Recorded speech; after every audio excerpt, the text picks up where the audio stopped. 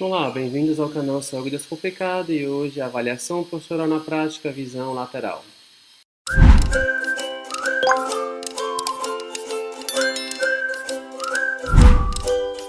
Por base da visão lateral. Usando o mesmo aparelho chamado simetrógrafo, o aluno se mantém ainda na mesma posição, agora de modo lateral. Tanto na lateral direita quanto na lateral esquerda, fazemos as mesmas observações e confirmamos caso haja dúvida quando ele está executando essa posição. Então, observamos essa visão lateral inicialmente, começando do topo da cabeça até os pés.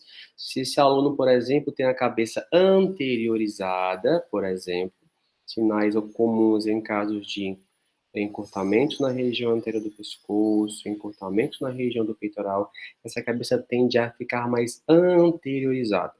Observamos também na visão lateral se há uma alteração na região dos ombros, como por exemplo, ombros também anteriorizados e a formação de uma cifose, ou melhor, uma hipercifose na região torácica, ou uma retificação também torácica que é comum observarmos atualmente.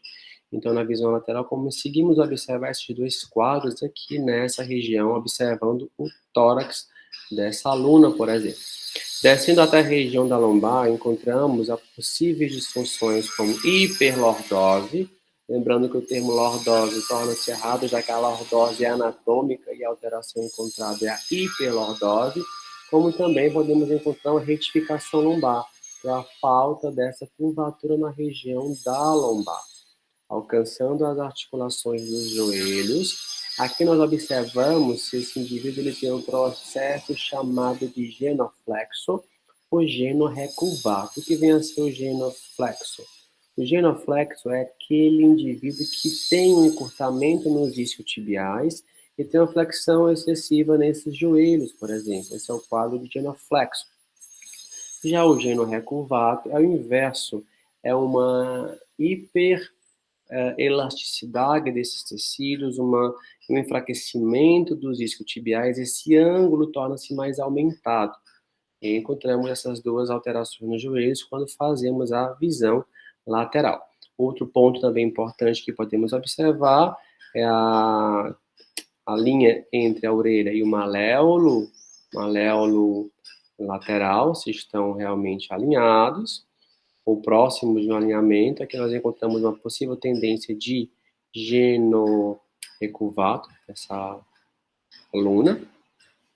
Também como podemos observar se esse tronco ele é inclinado à frente. E nós observamos essas disfunções e conseguimos entender um pouco desse quadro, desse aluno com enfraquecimentos em determinados lados e encurtamentos em outros. E daí conseguimos uma visão mais ampliada dessa condição. Aqui alguns exemplos, como eu comentei há pouco, nesse caso aqui da figura 1, uma hipercifose. Observe que os ombros anteriorizados, isso aqui pode ser devido a algum encurtamento da região anterior do ombro, do peitoral, e as mãos elas tornam-se também alteradas, observem, aqui é um quadro muito comum hoje em dia devido ao excesso de uso de celulares e computadores, esse quadro torna-se cada vez mais comum, o enfraquecimento da região dorsal também leva a esse quadro bem observado. Aqui, por exemplo, um quadro de anteriorização cervical, que a cabeça ela é anteriorizada, observe a orelha e linha do maléolo bem diferente, a orelha bem mais anteriorizada, e também é observado esse quadro aqui junto a este relato, observamos um ombro também anteriorizados, à medida que a gente observa a posição das mãos. Nesse terceiro quadro seria a postura adequada para uma boa saúde, alinhamento, orelha maléolo, o ombro também passando por essa relação e as mãos em posição neutra, tá bom?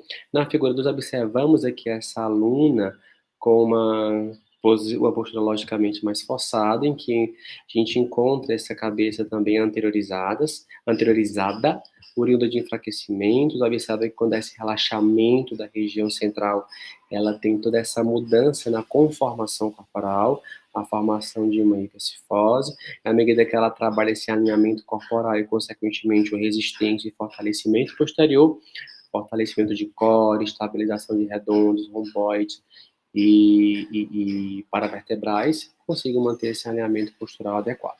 E encontramos uma postura que pode ser adquirida com o tempo, pode ser oriunda de diversas alterações que ocorreram nesse indivíduo, e conseguimos dessa forma fazer uma avaliação daquele aluno ou paciente para uma intervenção mais direta e efetiva.